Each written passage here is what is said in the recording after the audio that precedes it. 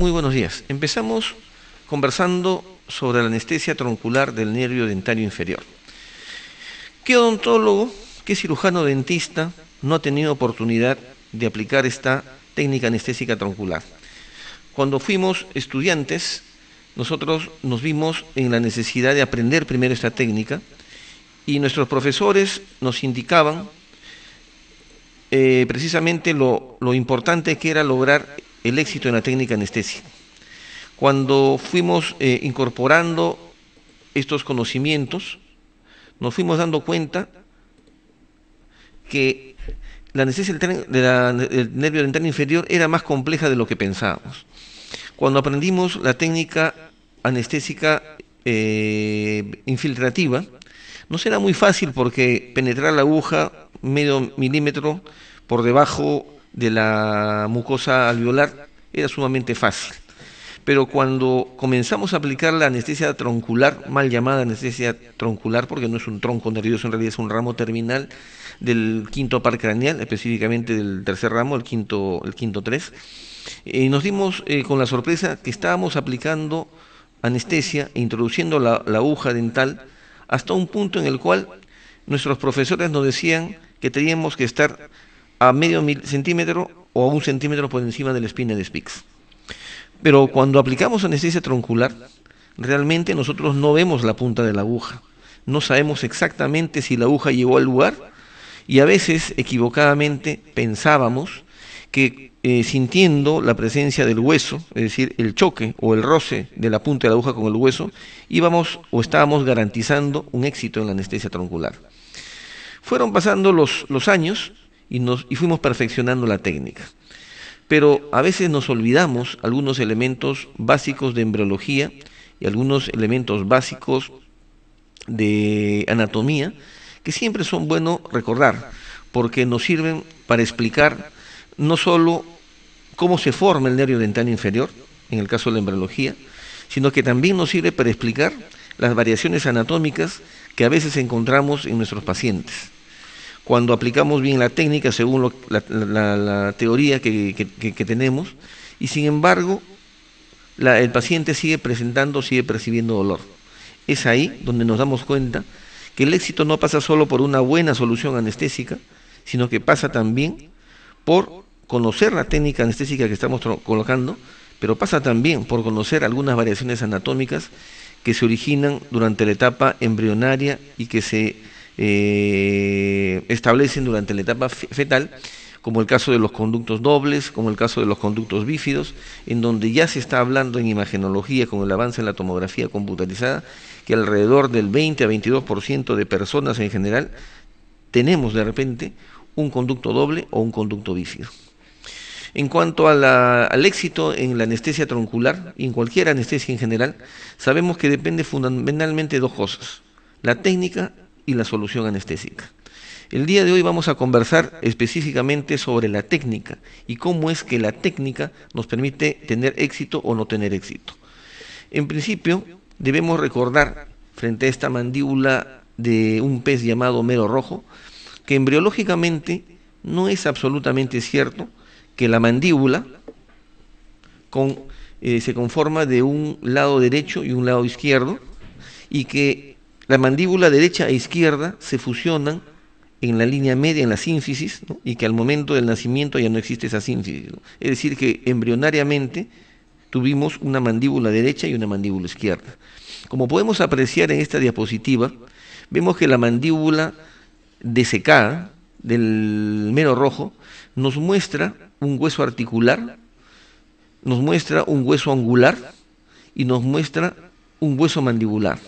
Este hueso mandibular contiene no solamente a los dientes, contiene no solo al hueso basal que sería en el ser humano, sino que también contiene en su interior a todo el van, es decir, al paquete básculo nervioso dentario inferior. El hueso angular incluye a lo que es en el ser humano el ángulo de la mandíbula, parte de la rama, y una parte importante, la totalidad de la apófisis coronoides. Mientras que el hueso angular principalmente comprende lo que será la parte más alta de la rama ascendente de la mandíbula, conjuntamente con la parte articular del hueso. Y esto es debido a que Esos tres componentes durante el proceso de embriogénesis en el ser humano se unen dando lugar a que después del nacimiento tengamos aparentemente una sola mandíbula. Esto también es importante porque en el caso del nervio dentario inferior a veces suceden algunas variaciones anatómicas que vamos a ver a continuación. Recordemos cómo es que la mandíbula se origina, o una parte de la mandíbula, que es específicamente el cuerpo de la mandíbula y una pequeña parte de la rama ascendente, pero principalmente el cuerpo de la mandíbula, se origina a partir del cartílago de Meckel. No es completamente cierto que toda la mandíbula se origina a partir del cartílago de Meckel. Entendamos que la parte articular, lo que será en el futuro, o lo que fue, perdón, en el pasado, el hueso articular, tiene una osificación endocondral, es decir, el hueso se osifica a partir de una estructura cartilaginosa y después se calcifica, luego se transforma y se calcifica en el hueso tal cual lo conocemos después, mientras que la rama ascendente y todo el cuerpo de la mandíbula tienen únicamente una osificación de tipo intramembranoso. Posteriormente, ya cuando nosotros nacemos,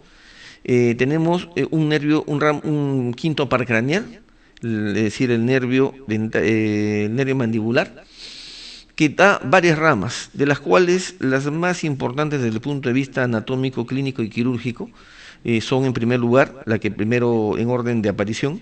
un ramo que nace hacia arriba y hacia adelante, que es el nervio aurículo temporal,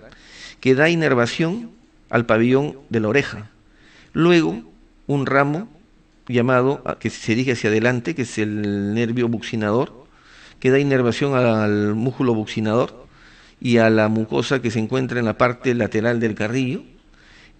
Y finalmente, un ramo se divide en dos ramos llamados nervio dentario inferior y nervio lingual. Existen otros ramos secundarios más pequeños que dan inervaciones específicas a algunos músculos que no lo vamos a mencionar. Nosotros tenemos entonces que el nervio dentario inferior y el nervio lingual aparecen como ramos terminales a escasos centímetros, unos dicen 2 centímetros y medio, a otros dicen que se divide a 1 centímetro por encima de la espina de Spix, es decir, a 1 centímetro por encima del inicio del orificio del agujero superior del conducto dentario inferior. Luego el nervio dentario inferior ingresa al cuerpo de la mandíbula y da inervación a todas las piezas dentarias y a toda la hemimandíbula en ese lado. Y tiene dos ramos terminales, uno que nace por distal del segundo premolar inferior a través de un conducto llamado conducto mentoniano y que su orificio final se encuentra frente al ápice del primer y segundo premolar inferior, ¿no? Es decir, este conducto mentoniano es un conducto de cierta longitud, no sale perpendicular, o transversal, perdón, claro, perpendicular transversal al nervio dentario, sino sale en forma diagonal hacia adelante y hacia arriba. Y un ramo terminal que es el ramo incisivo o incisal, que es de mucha menor importancia. Cuando aplicamos anestesia, entonces buscamos, bajo diferentes técnicas, lograr anestesiar el nervio dentario inferior en la posición más alta posible. En un paciente adulto promedio, como vemos en esta panorámica, observamos el trayecto del conducto dentario inferior que se inicia, como hemos dicho, a la altura de la espina de Spix, en el orificio superior del conducto dentario inferior que se encuentra hacia el lado lingual de la rama ascendente. Luego va descendiendo y se va haciendo cada vez o progresivamente vestibular, hasta que a pocos milímetros por distal, es decir, a pocos milímetros por detrás del tercer molar inferior, se hace vestibular en casi el 70-80% de los casos. Luego sigue un trayecto principalmente vestibular hasta que finalmente se emerge, ¿no?, el ramo mentoniano que hemos visto anteriormente. El hueso de la mandíbula o el maxilar superior también tiene dos componentes importantes, que son el hueso alveolar o dentoalveolar, que se encuentra alrededor de las piezas dentarias y que depende principalmente de su existencia, no solo de la presencia de dientes, sino de la función masticatoria que ejerce a través de los dientes o a través de las raíces para permitir que el hueso dentoalveolar se mantenga en su altura. Mientras que el hueso basal, que envuelve como sabemos originalmente al conducto dentario inferior a lo largo de todo su trayecto, es el que sirve principalmente para dar inserción a los músculos de la masticación y algunos músculos de la mímica, y cuyo desarrollo y cuyo volumen ya no depende de la existencia de piezas dentarias, sino que forma parte de la estructura natural, en este caso de la mandíbula. Aquí vemos en corte longitudinal y en corte transversal al al trayecto óseo del conducto dentario inferior, que como vemos claramente se encuentra hacia el lado vestibular y a nivel de todas las piezas dentarias. En un paciente adulto también, como vemos aquí en el lado izquierdo, observamos una mandíbula desecada, cuyo trayecto el conducto dentario ha sido canalizado con un alambre, y que nos muestra el trayecto del conducto dentario inferior. Mientras que en el lado derecho, tanto arriba como abajo, vemos una hemimandíbula de un roedor llamado majás. Para quienes provienen de la selva, saben perfectamente, el majás es el llamado cuy de la selva, mal llamado, solamente por su similitud, y que posee pues una riquísima carne. Sin embargo, el majás, al igual que todos los roedores, presenta pequeños dientes molares, en este caso 4 molares, y un incisivo en cada hemimandíbula. Como vemos, el diente incisivo, que en este caso serían 2, uno derecho y uno izquierdo, uno en cada hemimandíbula correspondiente. En el caso de los roedores se trata de un diente que en principio tiene una pequeña capa de esmalte que se pierde a los pocos meses durante la masticación de estos animales, mientras que la dentina y el cemento tienen un crecimiento permanente a lo largo de toda la vida de estos animales. De tal manera que el ápice de los incisivos, como vemos en la diapositiva del lado derecho arriba y abajo, el ápice de este incisivo se encuentra a nivel de los molares posteriores, ¿no? El volumen, el tamaño, la dimensión, la superficie total de la raíz y de todo el diente incisivo trae consigo una necesidad vital de requerimiento de riego sanguíneo, de aporte sanguíneo, porque es obvio y es evidente que el aporte vascular para un diente de semejante tamaño y que tiene un crecimiento permanente tiene que ser diferente, evidentemente, que el de los molares, que son más pequeños tanto a nivel de la corona como a nivel de sus raíces, como se ve en la radiografía lateral de esa hemimandíbula del majás. También hemos canalizado con delgados alambres la hemimandíbula y observamos que existe en este animal, en muchos casos, un nervio dentario inferior y un nervio dentario superior. El doctor Chávez Lomelí, en Chile, hace ya muchísimos años, en el año 87 exactamente, publicó un artículo científico en fetos de de algunas semanas, en las cuales mostraba la canalización del conducto dentario inferior de estas mandíbulas de estos fetos con conos de gutapercha. Lo que encontró el doctor Chávez Lomelí fue algo espectacular. Encontró la existencia de un conducto dentario superior que contenía el paquete vasculonervioso y daba inervación e irrigación específicamente al canino y a los molares deciduos, y los incisivos, que estaban irrigados e inervados por un ramo inferior o conducto dentario inferior. En algunos casos el canino también tenía una inervación conjunta con los incisivos inferiores. Esto permitió mostrar que la mandíbula de los seres humanos en etapa fetal tiene también 2 conductos dentarios, es decir, un conducto dentario superior y un conducto dentario inferior. La pregunta entonces será, ¿y qué pasa con aquellos pacientes en los cuales este conducto dentario superior e inferior no se fusionan, como ocurre en la mayoría de nosotros? En esta diapositiva vemos a nivel vestibular, indicando con la flecha número 1 y con la flecha número 2 en el lado izquierdo, 2 conductos, 2 agujeros mentonianos. Uno, el inferior, que es el agujero que se considera el normal, y el superior, denominado, como vemos ahí, el agujero de Humphrey. Este agujero de Humphrey es un agujero accesorio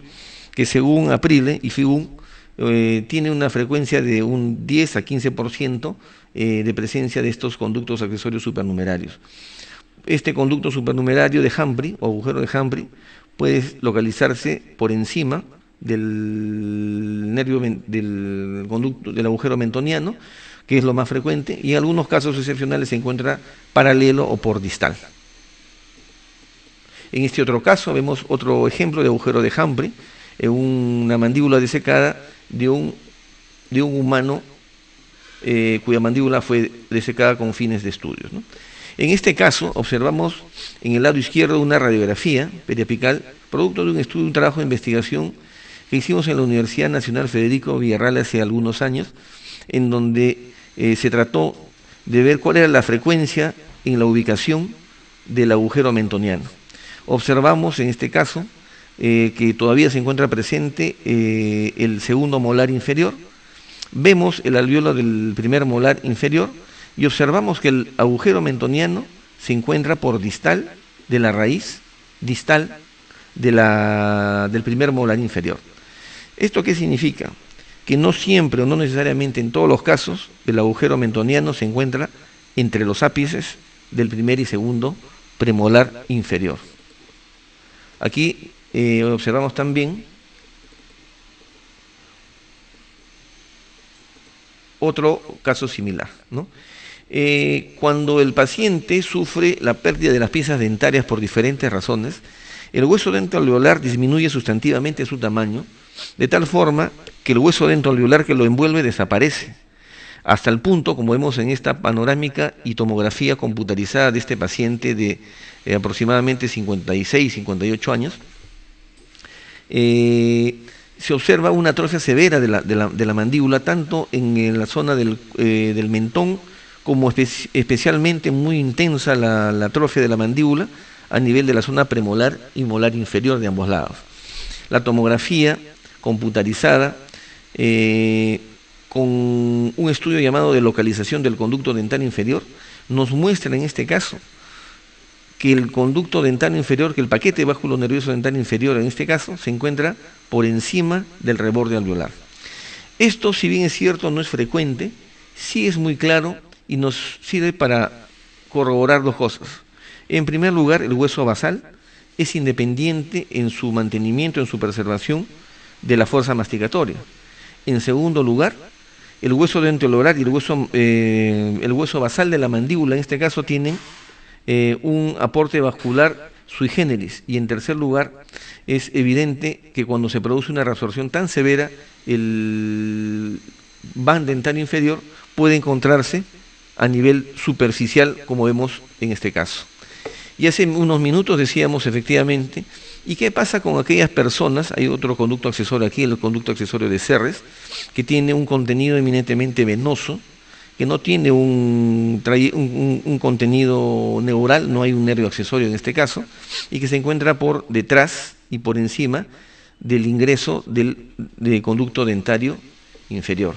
Aquí vemos en un trabajo de hace algunos años del doctor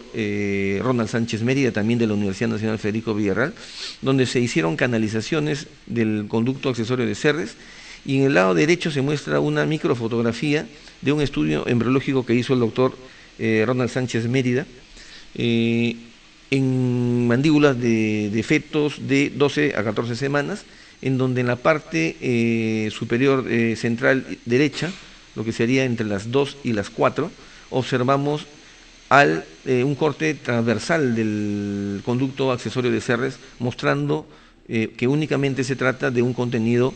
vascular de tipo venoso. En este lado izquierdo vemos una mandíbula de cerdo con la presencia de dos conductos dentarios inferiores, ¿no? O sería el conducto dentario inferior, uno superior y uno inferior. En el lado izquierdo vemos una mandíbula desecada de un ser humano, en el cual se muestran varios agujeros accesorios. Y la gran pregunta es, ¿y qué pasa, como decíamos hace unos instantes, cuando el conducto dentario superior y el conducto dentario inferior, descrito por primera vez por el doctor Chávez Lomelí en Chile, no se fusionan en el ser adulto? Sucede lo que vemos en la radiografía del lado izquierdo, donde hemos canalizado con alambre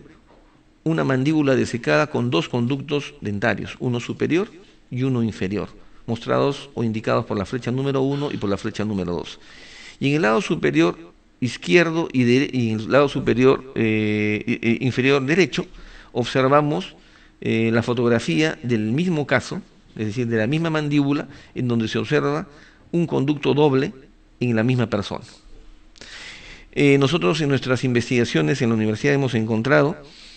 hace muchos años eso está reportado, hasta un 15 a 17% de casos de conductos dentarios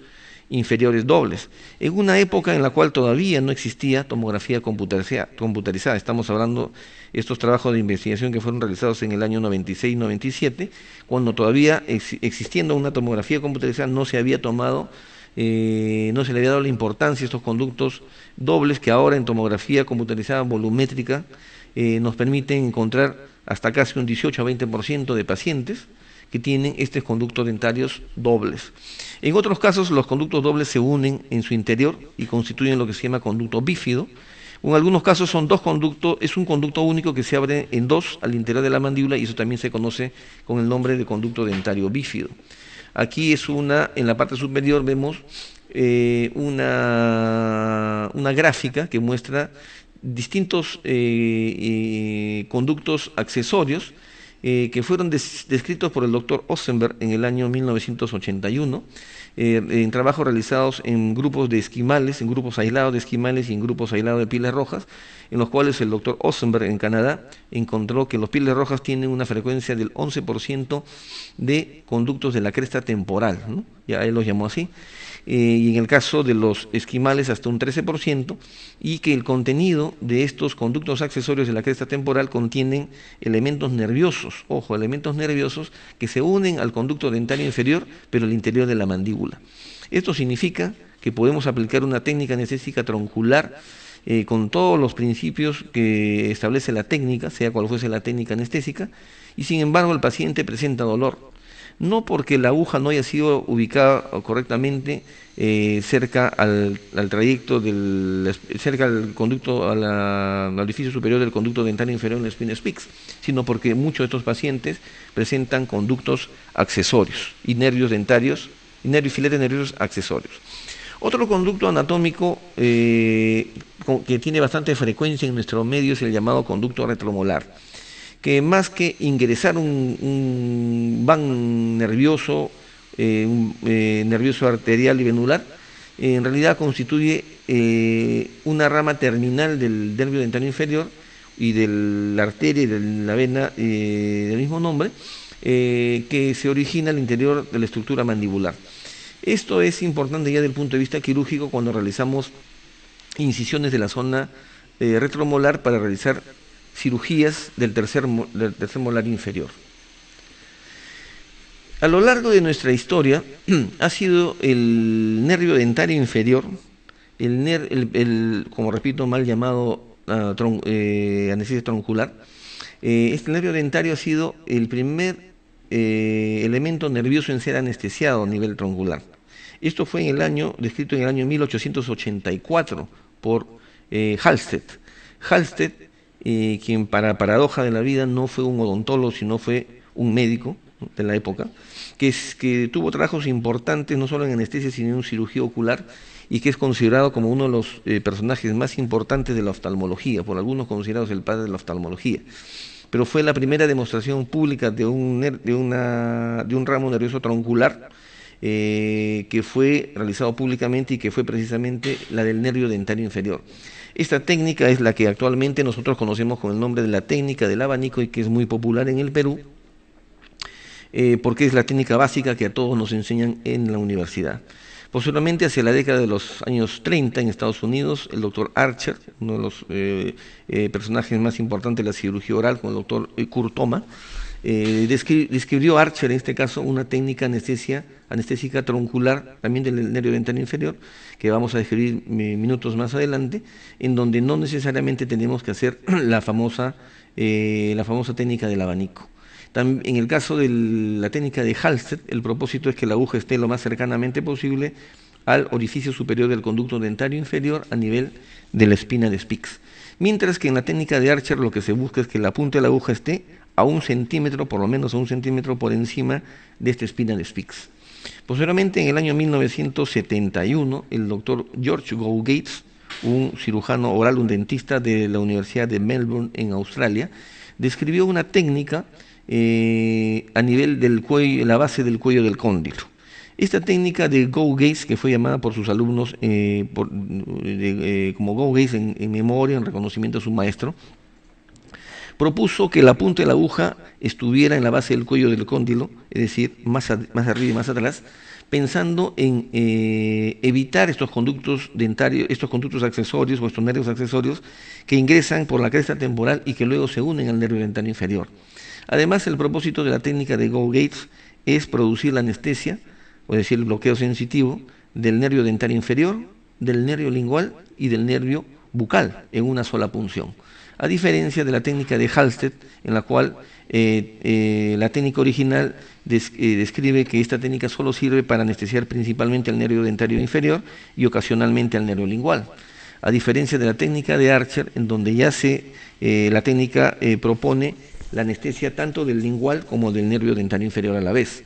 Entonces, esta técnica de Go Gaze es un aporte porque permite la anestesia de 3 ramos nerviosos y accesoriamente, en algunos casos, la anestesia del nervio auriculotemporal, que como sabemos produciría la anestesia del pabellón auricular también con una sola punción. Otra técnica importante intrabucal es la técnica descrita por el doctor Laguardia en los años 20. El doctor Laguardia, un odontólogo uruguayo, describió una técnica con el paciente con los dientes en oclusión, que vamos a describir también minutos después. Desafortunadamente el doctor Laguardia nunca publicó, nunca hizo ningún reporte clínico sobre su técnica, y fue posteriormente en los años 30, finales de los 30, inicio de los 40, en que el doctor Akinoshi, un americano de ascendencia japonesa, quien describió la misma técnica, pero curiosamente le dio su nombre a la técnica. De tal forma que en la literatura se encuentra esta técnica del nervio dentario inferior con boca cerrada, mal llamada boca cerrada, es con los dientes en oclusión, como técnica de Akinoshi y no como técnica de Laguardia. Sin embargo, el doctor López Sanranz, un cirujano oral y maxilofacial de origen español, reconoce en su libro la brillantez del doctor Laguardia como pionero y como autor en realidad de esta técnica, que desafortunadamente no se conoce con el nombre de técnica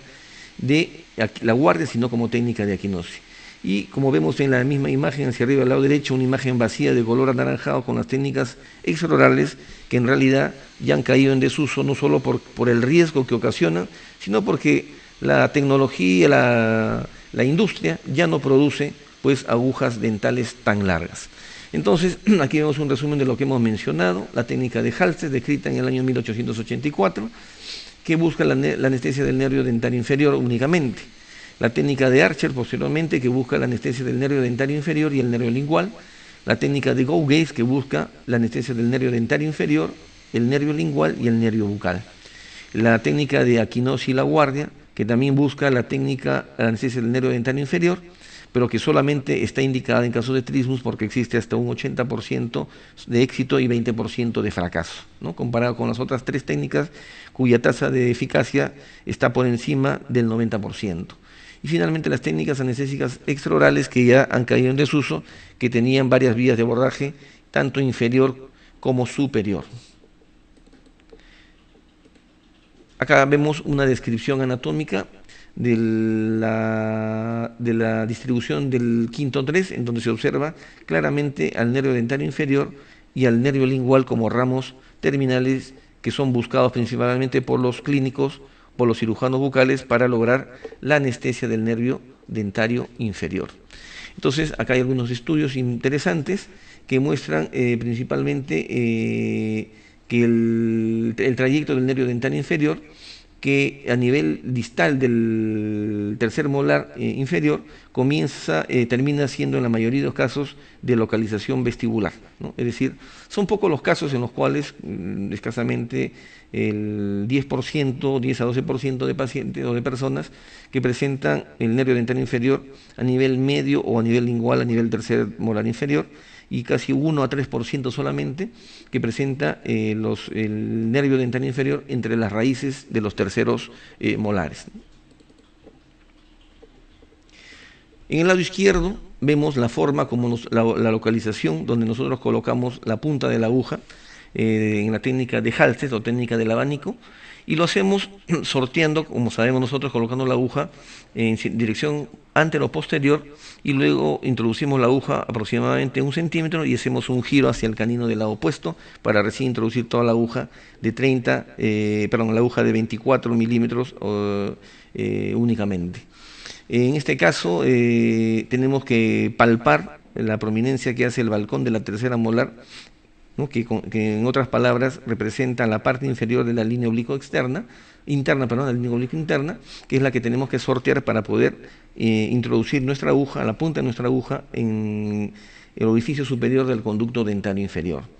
En cambio, la técnica de Archer busca localizar una depresión lineal, ¿no? De arriba hacia abajo, de abajo hacia arriba, como queramos interpretar, que se encuentra entre la última molar superior y la zona retromolar. Esta depresión, que la vamos a ver más claro en esta vista, se muestra una línea, ¿no? Una depresión que viene de arriba hacia abajo, que puede ser en forma recta, en forma de C invertida o en forma de S, y que corresponde al ligamento pterigomandibular. Cuando abrimos la mandíbula, este ligamento se tensa y produce esa depresión que tenemos el 100% de las personas. Entonces lo que hacemos es buscar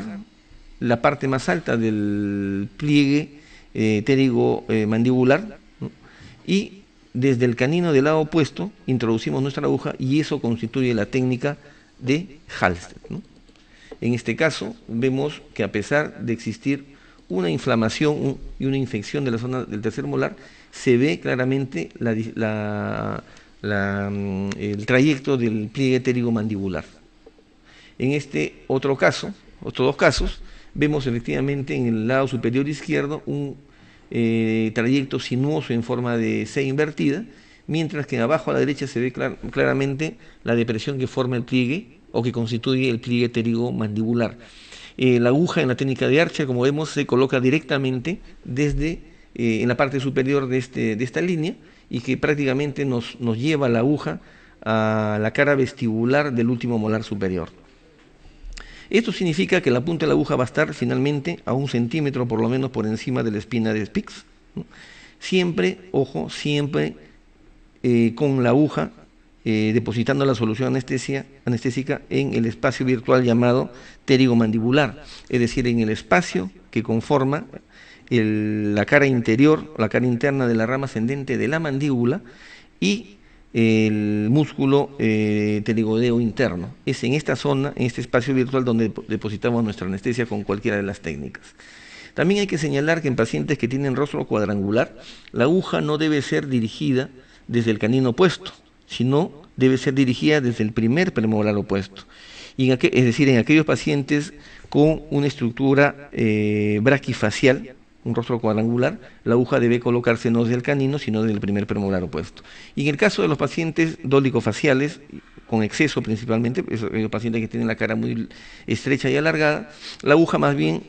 podría ir, para tener mayor éxito, ya no desde el canino del lado opuesto, sino desde el incisivo lateral del lado opuesto. Estos son algunos tips que nos pueden dar resultados y que pueden marcar la diferencia entre el éxito y el fracaso en la técnica. Aquí vemos 4 situaciones clínicas en las cuales estamos aplicando nuestra técnica anestésica truncular según Archer. En la técnica de Archer siempre mantenemos la aguja paralela al plano oclusal, al igual que en la técnica de Halsted. Y esto es muy importante. Repito, en la técnica de Halsted, o técnica del abanico, y en la técnica de Archer debemos de colocar nuestra jeringa siempre paralela al plano oclusal. En cambio, en la anestesia truncular descrita por el doctor Go Gates, la aguja también toma como referencia el pliegue pterigo mandibular. Sin embargo,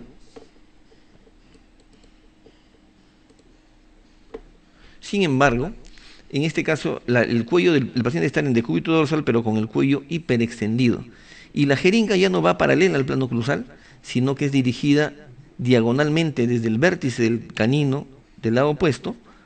hacia la parte más alta del pliegue pterigomandibular, pero utilizando también una aguja extra larga de 29 o 31 milímetros de largo. Esto permite, como vemos en la imagen superior izquierda, vemos la fotografía que hemos extraído del artículo original del doctor George Go-Gates, muestra la punta de la aguja en la base del cuello de cóndilo, donde esperamos bloquear sensitivamente al nervio dentario inferior,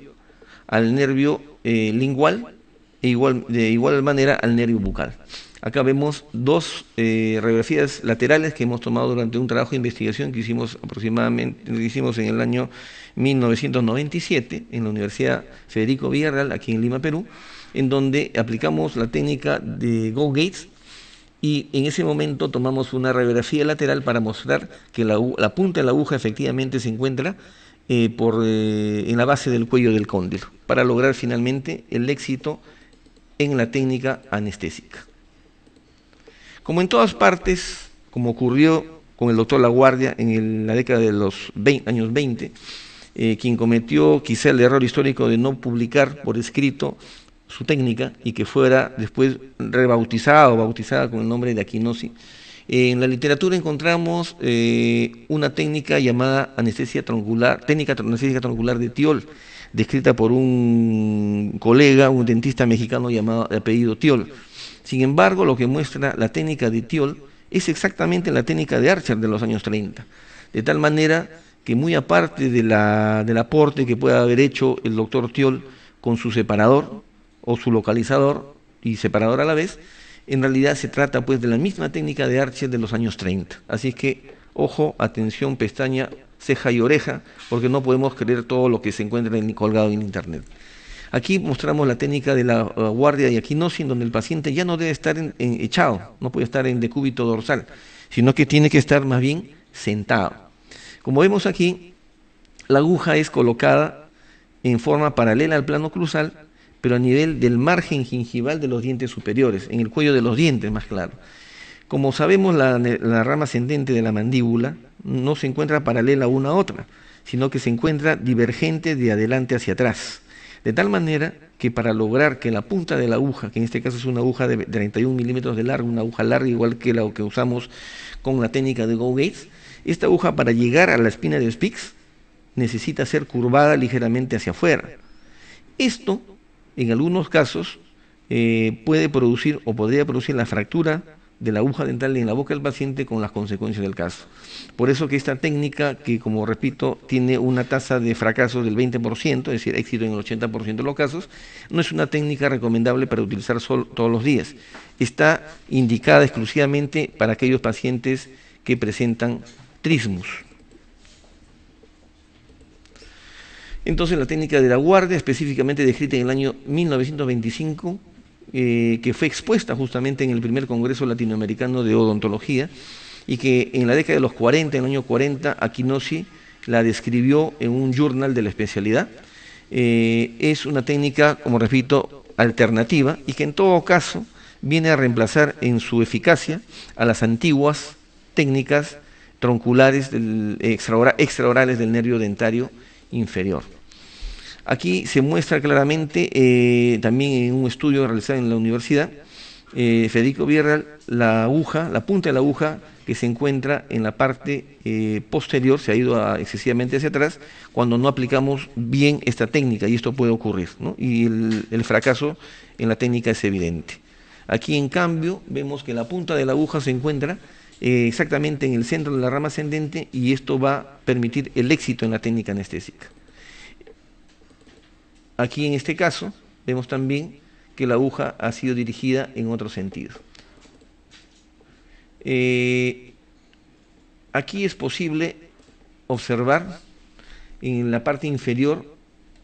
derecha que la punta de la aguja se encuentra en la escotadura sigmoidea. Es decir, que cuando utilizamos la técnica de Aquinosi y la guardia, si no colocamos la aguja en el lugar correcto la primera vez, no podemos hacer movimientos bruscos, porque la punta de la aguja puede cambiar de posición y producirnos accidentes muy graves, como puede ser la fractura de la aguja dental, ¿no? Entonces, si volcamos principalmente nuestra mirada en el lado derecho,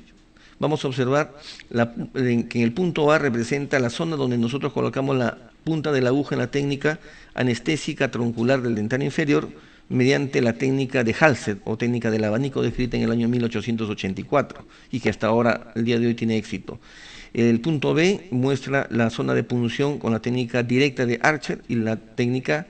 la técnica A es la técnica de Go Gates, la técnica de Go Gates. El punto B, técnica de Archer el punto C, la técnica de Halsted, la técnica del abanico. En algunos casos también es necesario, como vemos aquí, colocar anestesia infiltrativa para algunos casos, interligamentosa, para algunos casos en los cuales la anestesia troncular no sea eficiente. Y aquí hay un cuadro muy importante, ¿no?, en donde observamos, en primer lugar, en la zona A, superior izquierda, son diapositivas, fotografías de un artículo publicado en la revista Quinta Esencia en el año 1988, en donde nos describen las 4 posibilidades o 4 opciones que pueden ocurrir cuando aplicamos anestesia troncular del nervio dentario inferior. Pero antes de explicar esto y antes de terminar esta conversación, quería decirles de una manera categórica que en el fondo ninguna técnica anestésica es mejor que la otra. En el año 1988, el profesor Manani en Italia hizo la siguiente investigación clínica. Seleccionó 20 alumnos que jamás habían aplicado anestesia troncular del nervio dentario inferior y 20